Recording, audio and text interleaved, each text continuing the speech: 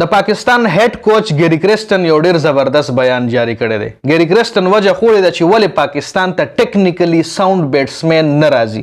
یو بابر اعظم پاکستان ته ډیره موده پس ملو شوی د بابر اعظم غونته بل بیټسمین ولې پاکستان ته نه ملاویږي. یو ډیره سولید ریزن یې خولې دی، یو ډیره غټه وجه یې خولې ده. په هغې باندې په دې ویډیو کې خبره کوو. ګیری کرسټن دا هم ویلی دي چې ما له په ټیم کې صرف بابر اعظم نه دی پکار، ما له بابر اعظم غونته نور هم کلاړیان پکار دي چې زه صرف په بابر اعظم باندې ډیپینډ نه کوم. صرف بابر اعظم به ما له سکور نه کوي چې ما سره په ټیم کې 15 شپږ ټاپ کلاس بیټسمینان چې په یو بل باندې مطلب دای ډیپینډ کوي که یو آوټ کیږي چې بل سره د مطلب ټیم په پریشر کې نه راځي. دې حواله سره ګیری کرسټن یو ډیټیل بیان جاری کړو. ګیری کرسټن چې کم پلانینګ دی هغه څنګه امپلیمنٹ کوي براتلونکي ټایم کې په دې هم خبره کوو. ټول نه پهله خو په دې خبره کوو چې ګیری کرسټن د انډیا کلچر حواله سره سویل دي چې انډیا سره ولې دومره ټیکنیکلی ښه بیټسمین راځي. دا غي وجه خولې ده. ګیری کرسټن ویلی دی چې انډیا کې چې کم نوې یوت ینګسټر دي کنه آی ټي 20 کرکټ د انډیا بورډ په ډیر کم ټي 20 کرکټ کوي. په هغه باندې فرست کلاس میچز کوي، د سلور ورځو میچونه، ون ډے میچونه په ډیر زیات کوي. نو په دې وجه باندې الته یو ټیکنیکلی ساوند بیټسمین راځي، یو داسې بیټسمین راځي چې داغه شاټ سلیکشن، داغه چې څنګه بیټینګ کوي، مطلب هغه بال څنګه پیک کوي، دغه رنګ ښه بیټسمینان هغوی له په دې وجه میلاویږي چې د هغوی په ملک کې فرست کلاس کرکټ ډېر زیات کیږي. ای ینګسټر باندې ټي 20 کرکټ ډېر نه کوي. او دلته پاکستان کې که مونږ وګورو د پاکستان ټیم چې کوم وي هغه د او ډي آی فارمیټ او د ټیسټ فارمیټ په ټي 20 بیس باندې جوړیږي. په ټي 20 بیس داسې جوړیږي چې کم کلاړي په پی ایس ایل کې ښه پرفارمنس وکړي، راوچت کړل شي، د پاکستان ټیم ته راشي. پاکستان ټیم کې بیا په ون ډے فارمیټ کې هم شامل وي، په ټیسټ فارمیټ کې هم شامل وي.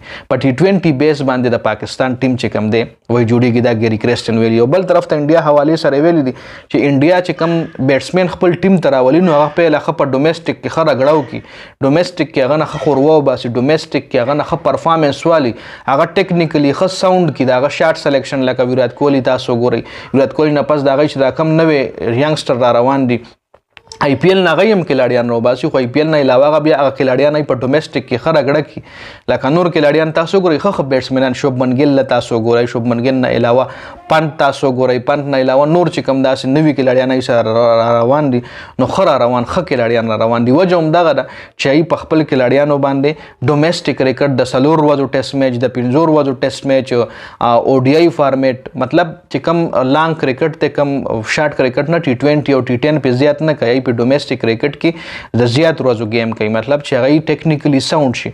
او پاکستان کې وای دا کمیره چې پاکستان ټي 20 کرکټ زیات کوي او فرست کلاس میچونه لکه د پاکستان په ټیم کې تاسو کلاړیان وګورئ چې کم د پاکستان د ټیم مین کلاړیان د شاهین افریدي ګورئ ډېر کم فرست کلاس میچونه کړي دي. حارث رؤف خو پشمار 15 شپږ فرست کلاس میچونه کړي دي.